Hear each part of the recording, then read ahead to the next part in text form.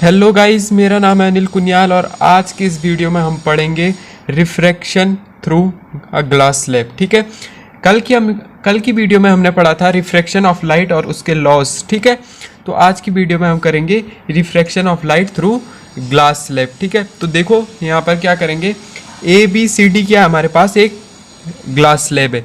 Glass slab यानी कि एक रेक्टेंगुलर शेप का होता है, ट्रांसपेरेंट, उसको हम ग्लास स्लैब बोलते हैं। ठीक है, लैब्स में अक्सर हमको देखने को मिलता है। ठीक है, तो रिफ्रैक्शन थ्रू ग्लास स्लैब कैसे होगा, देखिए ए बी सी डी एक रेक्टेंगुलर ग्लास स्लैब है। ठीक है, और ग्लास का जो मीडियम होता है वो क्या होता है,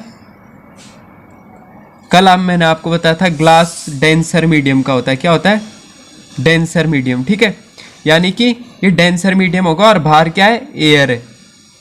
इसकी आउटसाइड क्या है, इधर भी एयर है, इसके चारों साइड एयर है, और ये क्या है, ग्लास का मटेरियल है। ठीक है, तो ये डेंसर होगा और एयर क्या होगा, रेयरर होगा। ठीक है, क्या होगा, एयर रेयरर मीडियम होगा। तो देखो अगर कोई लाइट एंटर करती है ग्लास स्लैब में तो क्या होता है, जैसे ये एक इंसिडेंट रे है, ये आई बोलेंगे। ठीक है, तो ये इंसिडेंट रे क्या है, ग्लास की सरफेस पर आई। तो देखो जैसे ही ये ग्लास में एंटर करेगी, बाहर तो एयर था, एयर क्या होता है, रेयरर मीडियम होता है।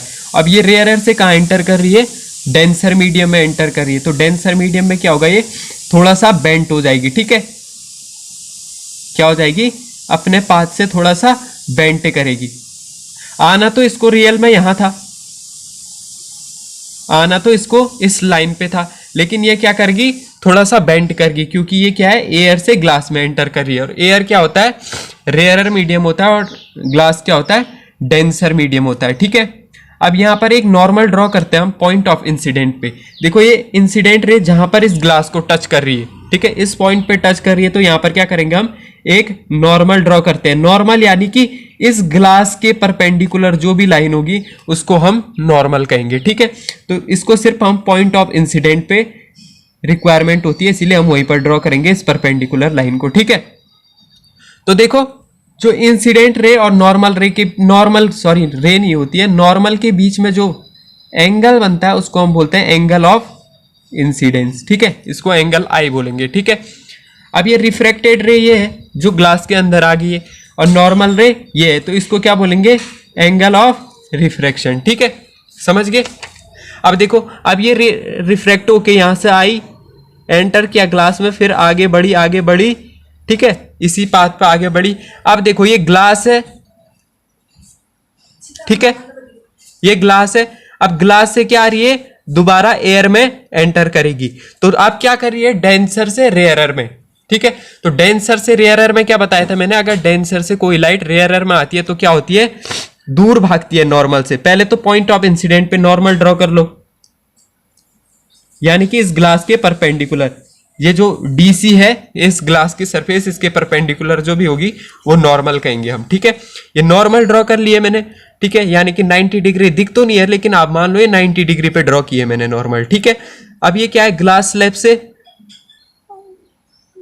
बाहर के लिए निकलेगी, तो बाहर के लिए निकलेगी तो क्या करेगी, नॉर्मल से दूर भागेगी ऐसे। ठीक है, आना तो इसको सीधे था, लेकिन ये क्या करेगी, नॉर्मल से थोड़ा सा अपना रास्ता बेंट होगी। ठीक है, अवे फ्रॉम नॉर्मल। ठीक है, तो ये क्या होगी, हमारी सेकंड रिफ्रैक्शन। इसमें दो रिफ्रैक्शन हुए, एक तो जब एयर से ग्लास में एंटर किया तब रिफ्रैक्शन हुआ, रिफ्रैक्शन यानी कि लाइट कितने बार बेंट हुई, यहां पर भी बेंट हुई नॉर्मल की तरफ को, फिर ये जो लाइन आगे बढ़ी, फिर से रिफ्रैक्शन हुआ, फिर क्या हुई, अवे फ्रॉम नॉर्मल, जब वो एयर में एंटर करा।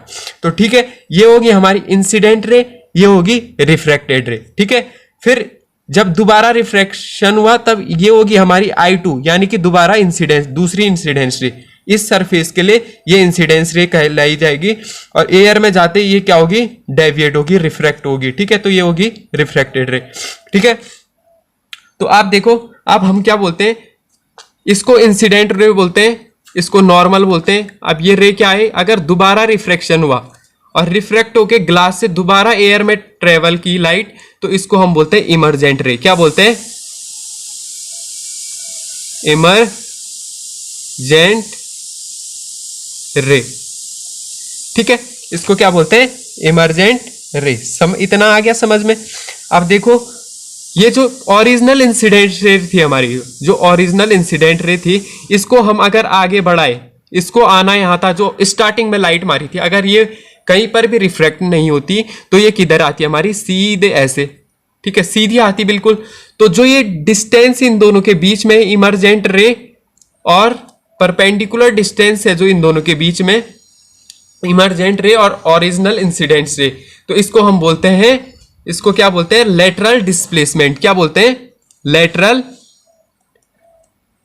Lateral displacement. ठीक है, क्या बोलते हैं, लेटरल डिस्प्लेसमेंट। समझ गए? तो देखिए आप पढ़ लेते हैं, लिखा भी मैंने वही है, light first travel from air to glass and then back from glass to air. ठीक है, दो रिफ्लेक्शन होंगे, पहले क्या है, एयर से, ये बाहर एयर थी, एयर से ग्लास में एंटर किया, फिर आगे बढ़ी, फिर ये तो ग्लास हो गया, फिर ग्लास से फिर बाहर एयर में एंटर किया, तो दो बार रिफ्लेक्शन हुआ। ठीक है, तो फर्स्ट पॉइंट तो ये है। देखो सेकंड पॉइंट क्या है, first light ray enters in the glass surface and bends toward the normal.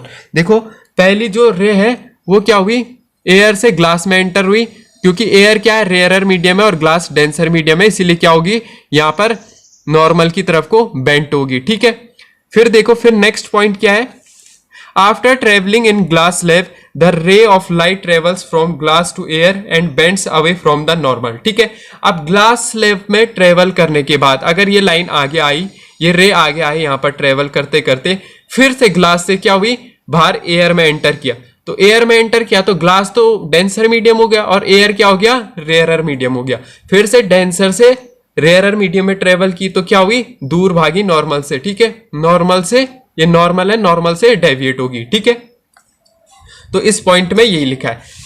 फिर देखो क्या लिखा है, द सेकेंड रिफ्रैक्टेड रे इज कॉल्ड इमरजेंट रे।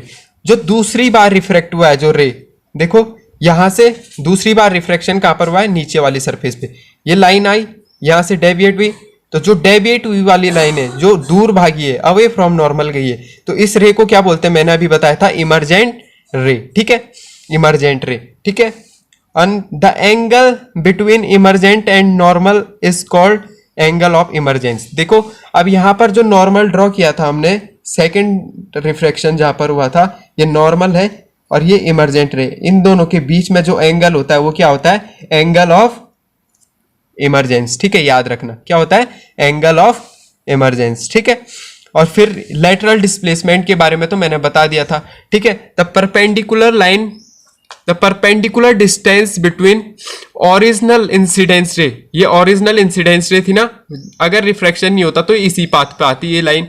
ठीक है, और क्या होती है, सेकेंड रिफ्रैक्टेड रे या फिर इमरजेंस रे भी बोल सकते हो उसको। ठीक है, इमरजेंट रे और ओरिजिनल इंसिडेंट रे के बीच में जो परपेंडिकुलर डिस्टेंस होती है उसको हम क्या बोलते हैं, उसको क्या बोलते हैं, लेटरल डिस्प्लेसमेंट। ठीक है, ओके।